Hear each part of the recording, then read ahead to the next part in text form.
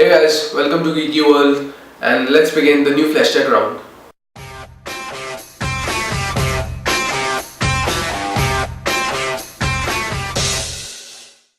HTC announced the HTC One Mini 2, which has a 4.5-inch screen, which is a very deserving title for a mini phone.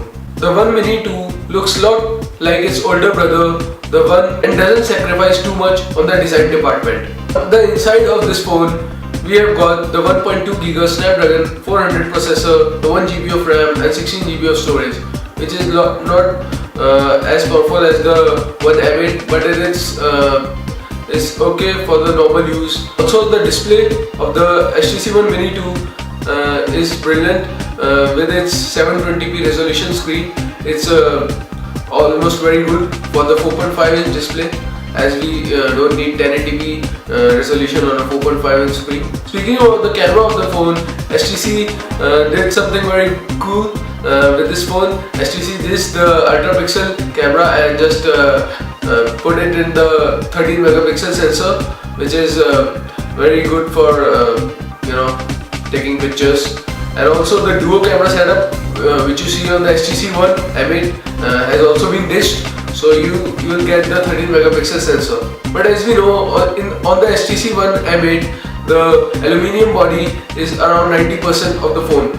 On this phone it's just like 50% and rest of the body is plastic, so you might not get too excited on looking at this phone. Also, you will get the same good boom sound speakers on both sides of the phone, which is the best feature of this phone according to me. The software running on this phone is Android 4.4.2 KitKat, on top of which is Sense 6 is running. This phone have some good features with a low price point. We don't know the cost of this phone yet, but it's likely to be $100 on contract. The One Mini 2 will be launched in 3 colors: the grey, silver and the gold.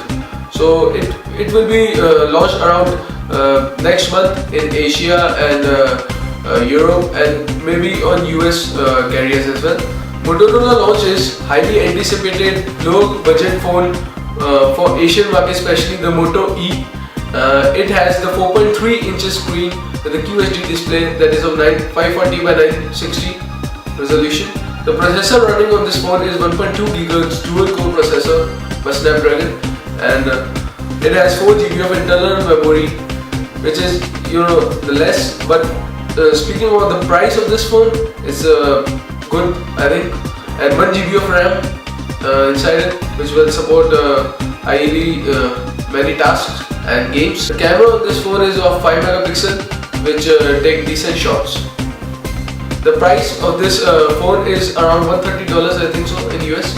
In India, you can buy it for 7,000 rupees from Flipkart.com, which is very low price for this type of phone. It looks similar to the Moto G, so build quality is very good according to the price of the phone. And in India, if you have a budget of around 10,000 rupees, I will suggest definitely go for this phone. Or if you want to spend some more, you can go for Moto G. Also, the one major feature which I like very much is that it's software.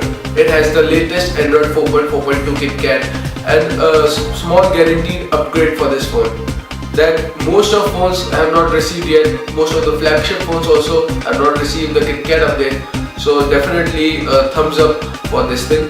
And also the battery on this phone is really good. It has the 1980 mAh battery, which is very awesome battery for just 4.3 inch QHD display.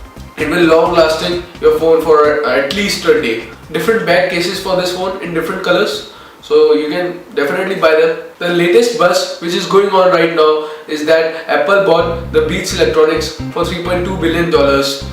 It is the highest acquisition for the Apple in the history of this company. Beats Electronics is a premium headphone maker company which you can buy for $300-400, like in this price range.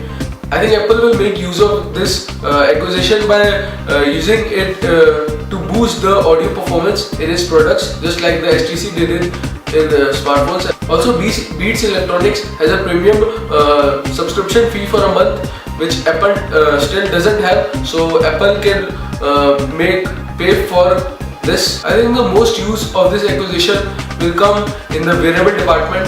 Apple will launch its iWatch in around the WWDC in June this year. So this acquisition of Beats Electronics will surely help somewhere in building their iWatch with some premium audio technology. So that would definitely help Apple in somewhere in wearable department. So guys, that's we sum up all the news from the week. I hope you like this video, guys. If you do, just subscribe to my channel for more videos, and I'll see you guys in the next one. Peace.